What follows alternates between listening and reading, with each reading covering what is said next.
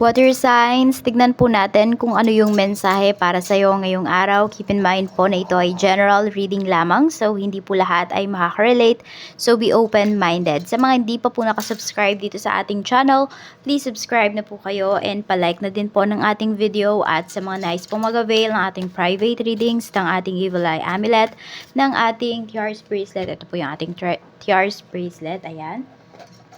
Yung ating Tiaras Bracelet. Makikita nyo po yung link sa description box, Tarot Intentions by Aliana Rizzo. Yan, siguro maraming nagtataka yung mga bago pa lang dito sa ating channel. Para saan nga ba ang ating Evil Eye Amulet, ang ating Tiaras Bracelet? Pangpaswerte po yan sa negosyo, sa love life, sa inyong career, sa health, sa travel, ano pa ba? Pangontra po yan sa gagayuma, sa kulam, sa barang, sa sumpa, ayan, sa aksidente rin. Protection po yan para sa aksidente. Yan po yung ating Evil Eye Amulet at ang ating Tiaras Bracelet. So ito po ay kargada ng Latin prayers. Ayan. Tapos turo ko rin naman sa inyo kung paano ito alagaan kapag po kayo ay bumili. So ito po kasi ay, ayan. Yan, ginawa ko siya kagabi. Yan, and activated na rin po yan. Pero dahil nakita nyo ngayon yan, i-cleanse ko ulit yan mamaya. So, ayan po. Tignan na po natin kung ano yung mensahe para sa'yo. Napahaba na yung ating chika. Check natin. Okay. We have King of Cups. Ito yung energy ngayon. Tignan natin ano ba yung mga pwedeng mangyari. Pwedeng merong tao dito na tinitikis ka. Or tinitiis. Ganon po. Tingnan natin. We have 5 of coins. Merong na-frustrate dito. Water signs. Pwedeng ikaw to. Ayan po. Kasi yung King of Cups natin dito is father figure din yan. Okay. So, pwede po na may anak kayo. Tapos, meron dito pwedeng hindi nagbibigay ng sustento. Pero gusto nyong magbigay. Kaya lang pwedeng wala kayong kakayahan na magbigay ng sustento. Yan po. Kaya parang medyo may away dito. We have justice. Ayun nga, oh. Merong nilalaban nga dito na regarding nga dyan po sa sustento. Okay, yung iba naman po sa inyo maaring, okay, mag-ingat kayo kasi baka may maaksidente dito or maka-aksidente po kayo. Mag-iingat kayo. Yan, lalo na yung mga nagda-drive. Oo. Kasi ayan, oh, tingnan mo, magastos siya, oh. Tapos, ito pa, may kaso kasi na pinapakita dito. So, baka meron din kayong mga kailangang bayaran na mga documents, mga ganyan. Oo. Baka meron kayong kailangang ayusin, tapos di nyo maayos. Meron dito gusto nyo pumunta ng ibang bansa para magtrabaho. Hindi ninyo magawa kasi kulang po kayo sa financial. So, tignan pa natin ano pa yung mensahe pagdating po sa iyong pamilya. Kamusta naman po sa pamilya, Spirit Guide? Kamusta po ang pamilya ni water signs, Cancer, Pisces, and Scorpio. So, we have King of Coins. Meron tayong Ace of Cups. So, meron dito sobrang blessed sa family mo.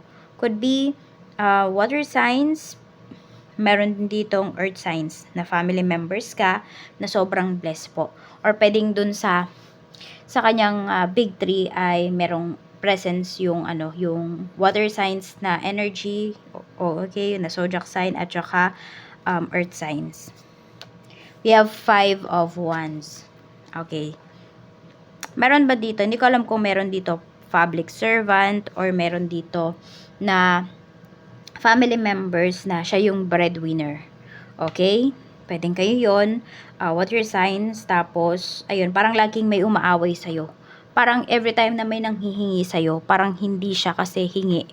Alam mo yung, hindi siya hingi eh. Parang obligado ka, yun yung lumalabas dito. Para bang galit pa kapag may humihingi sa'yo dito. Ayan, medyo mag-ingat lang kayo kasi pwedeng merong mga nababalitaan yung mga relatives mo, yung family mo, na maganda yung kita mo. Ayan po kasi pwedeng sila talaga mismo yung makaaway mo pagdating dito sa iyong kaperahan. Yun kasi yung pinapakita dito. Kaya siguro kapag may mga magagandang nangyayari sa life mo, wag mo lahat i-share sa family mo. O wag mo kaagad i-share sa kanila. Magtabi ka muna ng para sa'yo. Hindi yun sa pagdadamot. Sinesecure mo lang din talaga yung future mo. So, tingnan po natin ano pa yung mensahe para sa'yo We have 8 of coins. Pagdating po yan sa iyong kaibigan. Ayan, sa mga kaibigan mo. We have also 9 of wands. Ayan po yung energy natin. Tingnan natin kung ano pa ba yung mga mensahe para sa'yo. Okay, so madami kang kaibigan dito. Sobrang busy sa pagtatrabaho.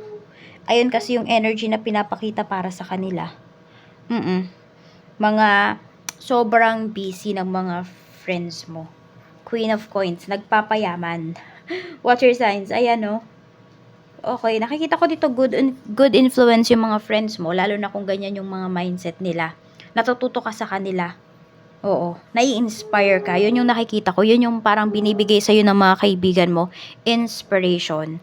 Tignan natin pagdating naman po sa love life. Sa love life, we have naman the sun.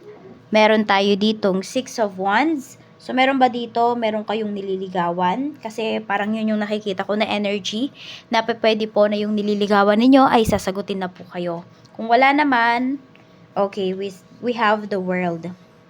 So, pwedeng meron kayong ka-deal na basta meron dito, magiging official na yung relationship ninyo. Tapos, meron ding pinapakita dito, this is celebration kasi this is completion. So, pwede po na meron dito nakaraos na sa kasal. Okay? So, happy kayo kasi, ayan nga, official na talaga na kayo ay mag-asawa. Meron din naman na kasi ang saya ng energy eh. So, kung may humihiling dito ng baby boy or baby girl, pwede po na maibibigay na yan sa inyo. Pero more on ang pinapakita kasi dito baby boy. Oo. So, pwedeng may madadagdag sa family. So, happy naman lahat to. Pwedeng merong may anniversary ngayon or mansary. Happy anniversary, happy mansary po.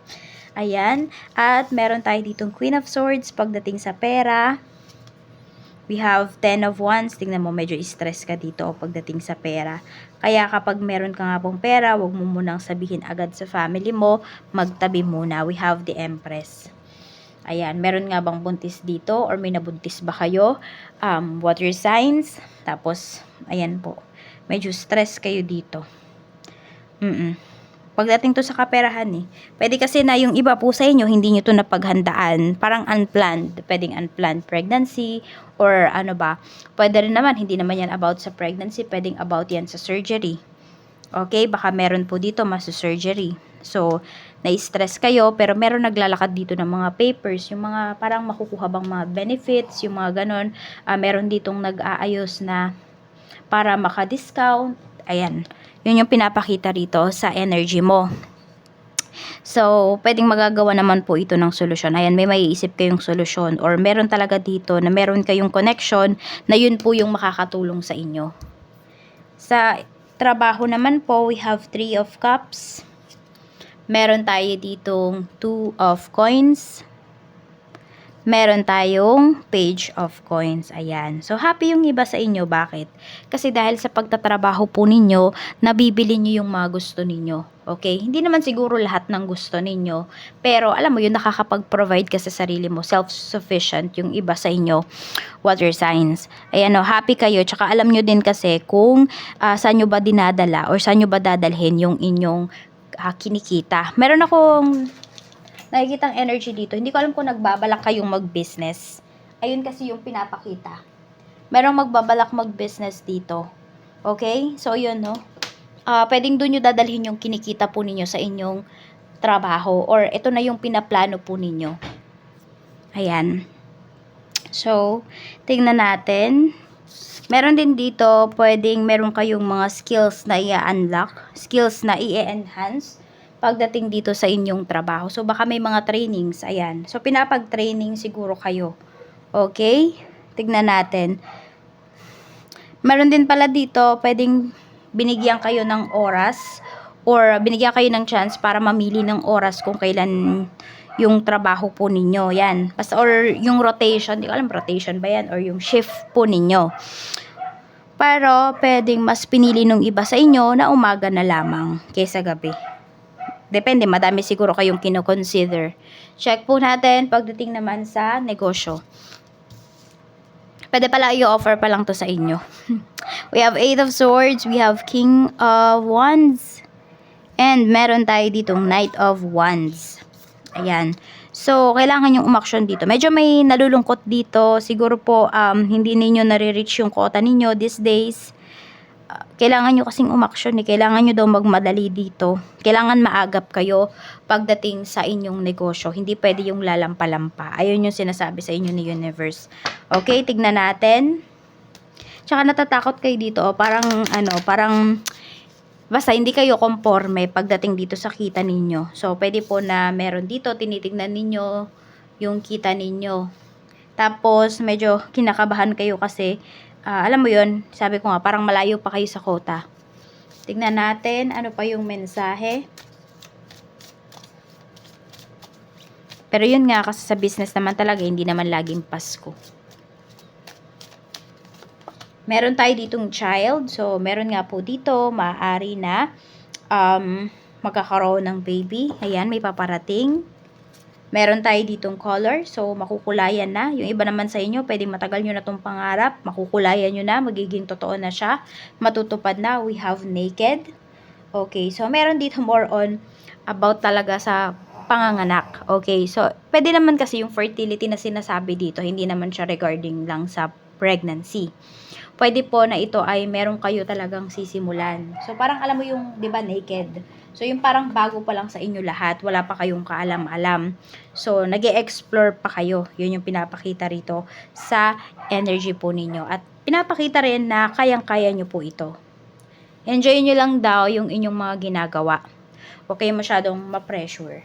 So ito po yung inyong mga lucky numbers. So we have number 20, we have number 13, 34, 28, 26, and 14. Maraming salamat po. Mag-iingat kayo always and more blessings to come.